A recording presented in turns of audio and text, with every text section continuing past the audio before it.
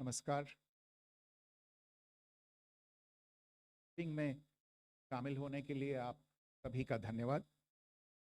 जैसा कि आप सभी जानते हैं, 22 अप्रैल 2025 को लश्कर तैयबा से संबंधित पाकिस्तानी और पाकिस्तान प्रशिक्षित आतंकवादियों ने भारत में जम्मू और कश्मीर के पहलगाम में भारतीय पर्यटकों पर बर्बरतापूर्ण हमला किया। 25 भारतीयों और एक नेपाली नागरिक को कायरतापूर्ण मौत के घाट उतार दिया गया। मुंबई के 26 नवंबर 2008 के हमलों के बाद यह भारत में हुई किसी आतंकवादी हमले में मारे गए आम नागरिकों की संख्या की दृष्टि से सबसे गंभीर घटना है। पहलगाम का हमला अत्यधिक बर्बरतापूर्ण था, जिसमें वहां मौजूद लोगों को करीब से और उनके परिवारों के सामने सिर पर गोली मारी गई। हत्या के इस तरीके से परिवार के सदस्यों को जानबूझकर आघात पहुंचाया गया। साथ ही उन्हें यह नसीहत भी दी गई कि वे वापस जाकर इस संदेश को पहुंचा दें। यह हमला स्पष्ट रूप से जम्मू और कश्मीर में बहाल हो रही सामान्य स्थिति को बाधित करने के उद्देश्य से किया गया था। चूंकि पर्यटन फिर से अर्थव्यवस्था का मुख्य आधार बन रहा था, इस हमले का मुख्य उद्देश्य इसे प्रतिकूल रूप से प्रभावित करना था। पिछले वर्ष आप सभी जानते हैं 2.25 करोड़ से अधिक पर्यटक कश्मीर आए थे। इस हमले का मुख्य उद्देश्य इसलिए संभवतः यह था कि इस संघ राज्य क्षेत्र में विकास और प्रगति को नुकसान पहुंचाकर इसे पिछड़ा बनाए रखा जाए और पाकिस्तान से लगातार होने वाले सीमा पार आतंकवाद के लिए उपजाऊ जमीन बनाने में सहायता की जाए। हमले का यह तरीका जम्मू और कश्मीर और शेष राष्ट्र दोनों में सांप्रदायिक दंगे भड़काने के उद्देश्य से भी प्रेरित था। इसका श्रेय सरकार और भारत के सभी नागरिकों को दिया जाना चाहिए कि इन प्रयासों को विफल कर दिया गया। एक समूह ने खुद को रेजिस्टेंस फ्रंट TRF कहते हुए इस हमले की जिम्मेदारी ली है। यह समूह संयुक्त राष्ट्र द्वारा प्रतिबंधित पाकिस्तानी आतंकवादी समूह लश्कर तैयबा से जुड़ा हुआ है। यह उल्लेखनीय है कि भारत ने मई और नवंबर 2024 में संयुक्त राष्ट्र की 1267 कमेटी की सैंक्शंस मॉनिटरिंग टीम को अर्धवार्षिक रिपोर्ट प्रस्तुत की थी, जिसमें TRF के बारे में साफ इनपुट दिए गए थे। इससे पाकिस्तान स्थित आतंकवादी समूहों के लिए कवर के रूप में TRF की भूमिका सामने आई थी। इससे पहले भी दिसंबर 2023 में भारत ने इस टीम को लश्कर तैयबा और जैश ए मोहम्मद के बारे में सूचित किया था, जो टीआरएफ जैसे छोटे आतंकवादी समूहों के माध्यम से अपनी गतिविधियों को संचालित कर रहे हैं। इस संबंध में 25 अप्रैल को यूएन सिक्योरिटी काउंसिल प्रेस वक्तव्य में टीआरएफ के संदर्भ को हटाने के लिए पाकिस्तान के दबाव पर भी ध्यान दिया जाना चाहिए। पहलगाम आतंकवादी हमले की जांच से पाकिस्तान के साथ आतंकवादियों के संपर्क उजागर हुए हैं। रेजिस्टेंस फ्रंट द्वारा किए गए दावे और लश्कर तैयबा से ज्ञात सोशल मीडिया हैंडल द्वारा इसको रीपोस्ट किया जाना इसकी पुष्टि करता है। चश्मदीद गवाहों और विभिन्न जांच एजेंसियों को उपलब्ध अन्य सूचनाओं के आधार पर हमलावरों की पहचान भी हुई है। हमारी इंटेलिजेंस ने इस टीम के योजनाकारों और उनके समर्थकों की जानकारी जुटाई है। इस हमले की रूपरेखा भारत में सीमा पार आतंकवाद को अंजाम देने के पाकिस्तान के लंबे ट्रैक रिकॉर्ड से भी जुड़ी हुई है, जिसके लिखित और स्पष्ट दस्तावेज उपलब्ध हैं। पाकिस्तान दुनिया भर में आतंकवादियों के लिए एक शरण स्थल के रूप में पहचान बना चुका है। यहाँ अंतर्राष्ट्रीय स्तर पर प्रतिबंधित आतंकवादी सजा पाने से बचे रहते हैं। इसके अलावा पाकिस्तान ने इस मुद्दे पर विश्व और फाइनेंशियल एक्शन टास्क फोर्स जैसे अंतर्राष्ट्रीय मंचों को जानबूझकर गुमराह करने के लिए भी जाना जाता है। साजिद मीर का मामला, जिसमें इस आतंकवादी को पाकिस्तान ने मृत घोषित कर दिया था और फिर अंतर्राष्ट्रीय दबाव के परिणाम स्वरूप वो जीवित पाया गया, इसका सबसे स्पष्ट उदाहरण है। ये स्वाभाविक है कि पहलगाम में हुए इस हमले से जम्मू और कश्मीर के साथ साथ भारत के अन्य भागों में भी आक्रोश देखा गया। हमलों के बाद भारत सरकार ने स्वाभाविक रूप से पाकिस्तान के साथ संबंधों को लेकर कुछ कदम उठाए। आप सभी उन निर्णयों से अवगत हैं जिसकी घोषणा 23 अप्रैल को की गई थी। तथापि यह आवश्यक समझा गया कि 22 अप्रैल के हमले के अपराधियों और उनके योजनाकारों को न्याय के कटघरे में लाया जाए। हमलों के एक पखवाड़े के बाद भी पाकिस्तान द्वारा अपने क्षेत्र या अपने नियंत्रण वाले क्षेत्रों में आतंकवादियों की इंफ्रास्ट्रक्चर के विरुद्ध कार्यवाही करने के लिए कोई स्पष्ट कदम नहीं उठाया गया है। उल्टे वो इनकार करने और आरोप लगाने में ही लिप्त रहा है। पाकिस्तान आधारित आतंकवादी मॉड्यूल्स पर हमारी खुफिया निगरानी ने संकेत दिया है कि भारत के विरुद्ध आगे भी हमले हो सकते हैं। अतः इनको रोकना और इनसे निपटना दोनों को बेहद आवश्यक समझा गया। आज सुबह, जैसा कि आपको ज्ञात होगा, भारत ने इस तरह के सीमा पार हमलों का जवाब देने और उन्हें रोकने तथा उनका प्रतिरोध करने के अपने अधिकार का प्रयोग किया है।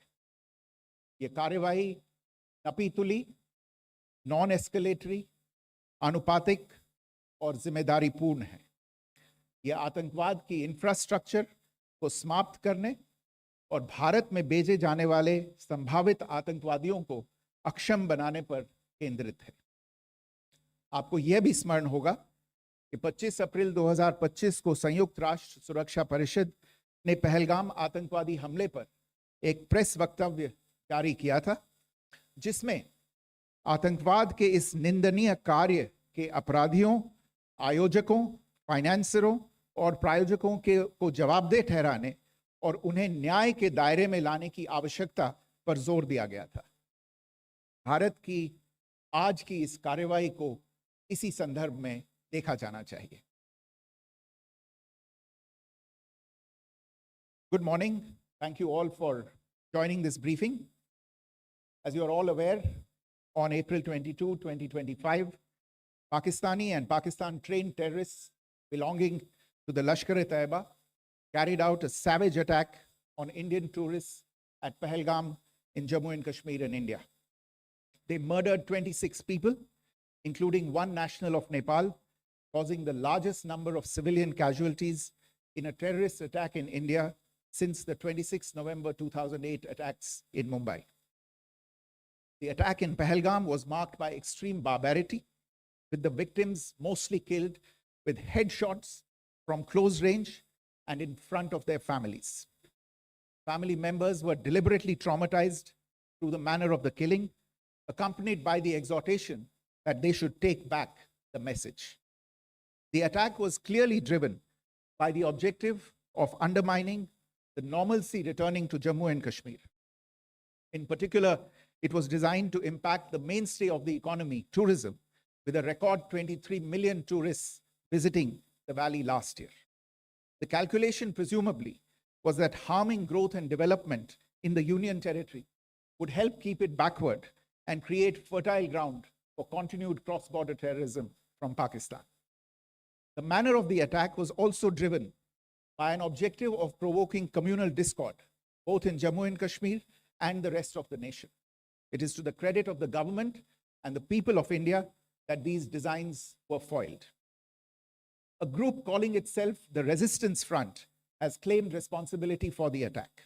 This group is a front for the UN-proscribed Pakistani terrorist group Lashkar-e-Taiba.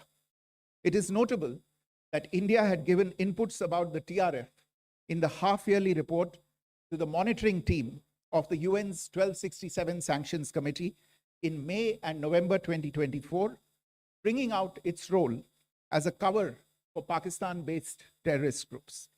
Earlier too, in December 2023, India had informed the monitoring team about Lashkar and Jaish-e-Mohammed operating through small terror groups such as the TRF. Pakistan's pressure to remove references to TRF in the April 25 UN Security Council press statement is notable in this regard. Investigations into the Pahalgam terror attack have brought out the communication notes of terrorists in and to Pakistan. The claims made by the Resistance Front and their reposting by known social media handles of the Lashkar-e-Taiba speak for themselves. Identification of the attackers based on eyewitness accounts as well as other information available to law enforcement agencies has also progressed. Our intelligence has developed an accurate picture of the planners and backers of this team. The features of this attack also tie in with Pakistan's long track record of perpetrating cross-border terrorism in India, which is well documented and beyond question. Pakistan also has a well-deserved reputation as a haven for terrorists from around the world, with internationally proscribed terrorists enjoying impunity there. In addition, Pakistan has been known to willfully mislead the world and international forums, such as the Financial Action Task Force, on this issue. The Sajid Mir case, in which this terrorist was declared dead and then, in response to international pressure, brought back to life, found alive and arrested, is the most glaring example. The latest attack in Pahalgam has understandably generated deep anger in Jammu and Kashmir and in other parts of India. Following the attacks, the government of India naturally responded with a set of initial measures relating to our engagement with Pakistan. You're all aware of the decisions that were announced on the 23rd of April. However, it was deemed essential that the perpetrators and planners of the 22nd April attack be brought to justice. Despite a fortnight having passed since the attacks, there has been no demonstrable step from Pakistan to take action against the terrorist infrastructure on its territory or on territory under its control. Instead, all it has indulged in are denials and allegations. Our intelligence monitoring of Pakistan-based terrorist modules indicated that further attacks against India were impending. There was thus a compulsion both to deter and to preempt. Earlier this morning, as you would be aware, India exercised its right to respond and preempt, as well as deter more such cross-border attacks. These actions were measured, non-escalatory, proportionate, and responsible. They focused on dismantling the terrorist infrastructure and disabling terrorists likely to be sent across to India. You would also recall that the Security Council on 25th April 2025 had issued a press statement on the Pahalgam terror attack, underlining and I quote, the need to hold perpetrators, organizers, financiers, and sponsors of this reprehensible act of terrorism accountable and bring them to justice, unquote. India's latest actions should be seen in this context. Joining me for this briefing on our actions earlier this morning are Colonel Sophia Qureshi and Wing Commander Vyomika Singh. I will request them to share some details regarding Operation Sindoor with all of you.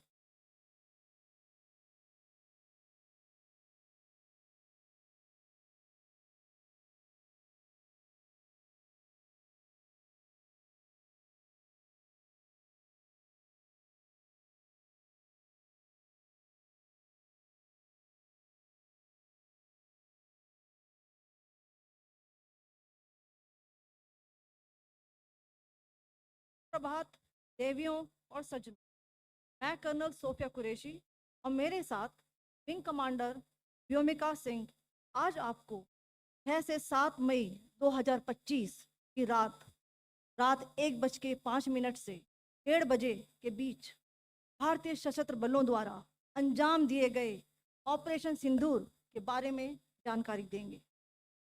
Operation सिंदूर 22 अप्रैल को पहलगाम में हुए विभत्स आतंकवादी हमले के शिकार मासूम नागरिकों व उनके परिवारों को न्याय देने के लिए लॉन्च किया गया था।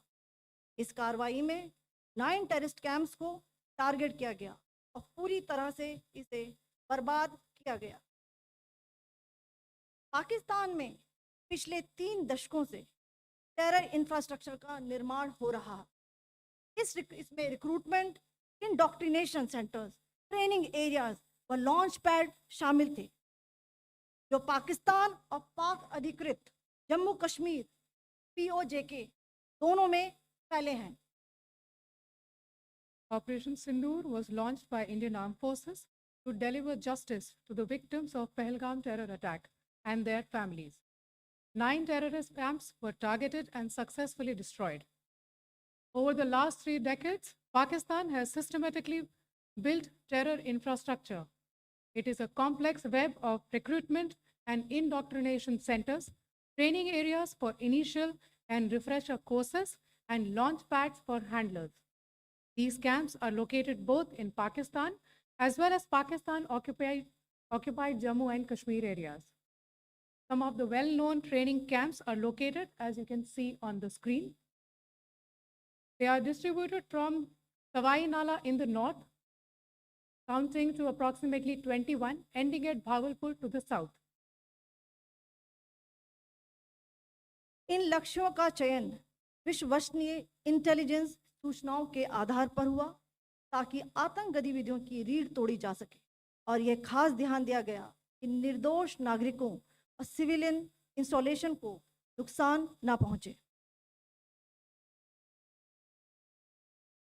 The selection of these targets for Operation Sindoor was based on credible intelligence inputs and role of these facilities in perpetrating the terror activities. The locations were so selected to avoid damage to civilian infrastructures and loss of any civilian lives. This was done with due diligence, and the camps selected for targeting and their engagement will now be shown to you one by one. POJK के targets मैं आपको बताना चाहूँगी। सबसे पहले सवाई नाला camp Muzaffarabad, जो कि POJK के लाइन ऑफ कंट्रोल से 30 किलोमीटर दूर है। यह एक लश्कर तोयबा का ट्रेनिंग सेंटर था।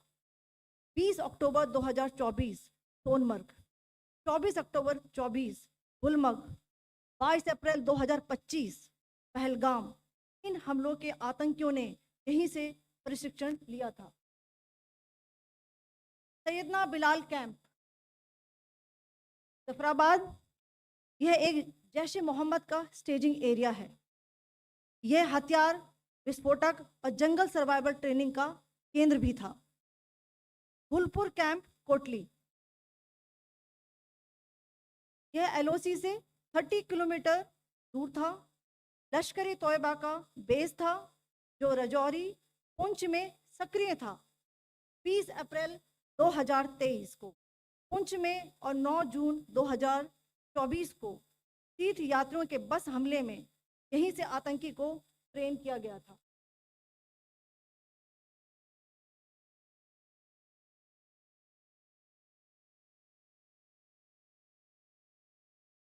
बरनाला कैंप भिंबर, ये एलओसी से 9 किलोमीटर दूर है। यहाँ पर हथियार हैंडलिंग, आईईडी व जंगल सर्वाइवल का प्रशिक्षण केंद्र था। अब्बास कैंप कोटली,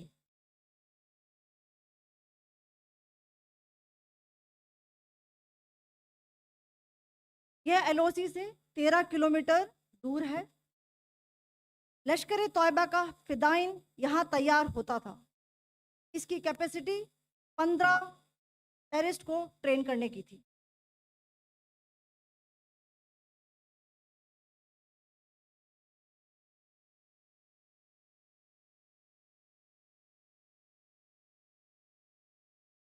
अब मैं पाकिस्तान के अंदर के टारगेट से अवगत कराना चाहूंगी।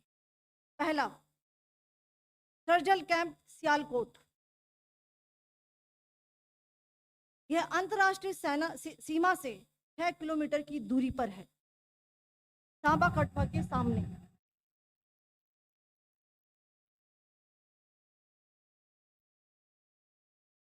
मार्च 2025 में जम्मू एंड कश्मीर पुलिस के 4 जवानों को जो हत्या की गई थी, उन आतंकवादियों को इसी जगह पर ट्रेन किया गया था। दूसरा, महमूना जाया कैंप सियालकोट, यह 18 से 12 किलोमीटर आईबी से दूर था। हिजबुल मुजाहिदीन का बहुत बड़ा कैंप था। ये कठुआ जम्मू क्षेत्र में आतंक फैलाने का नियंत्रण केंद्र था। पठानकोट एयरफोर्स बेस पर किया गया हमला भी इसी कैंप से प्लान और डायरेक्ट किया गया था। मरकज ताइबा मुरीद के, यह आईबी से 18 से 25 किलोमीटर दूरी पर है। 2008 के मुंबई हमले के आतंकी भी यहीं से प्रशिक्षित हुए थे। अजमल कसब और डेविड हेडली भी यहाँ ट्रेन हुए थे।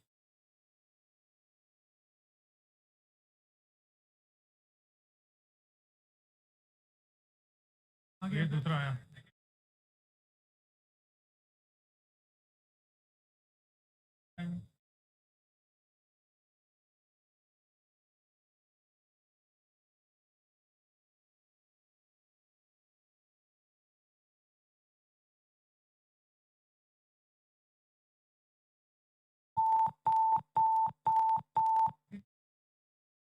Enclosure same ही है। Just hit the target.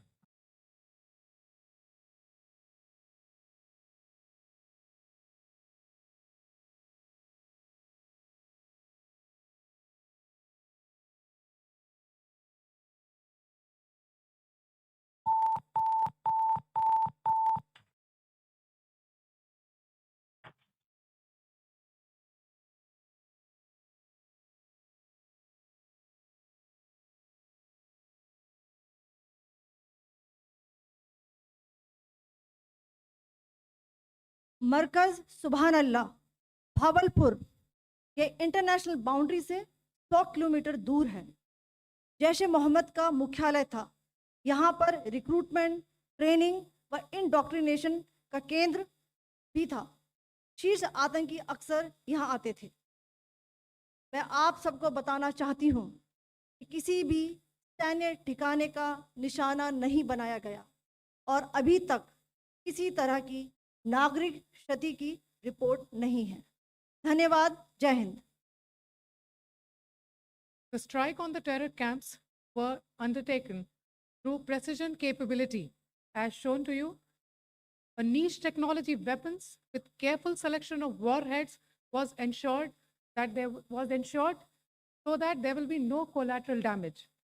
The point of impact in each of the target was a specific building or a group of buildings. All the targets were neutralized with clinical efficiency, and the results reiterate the professionalism of the Indian Armed Forces in the planning and execution of their operations.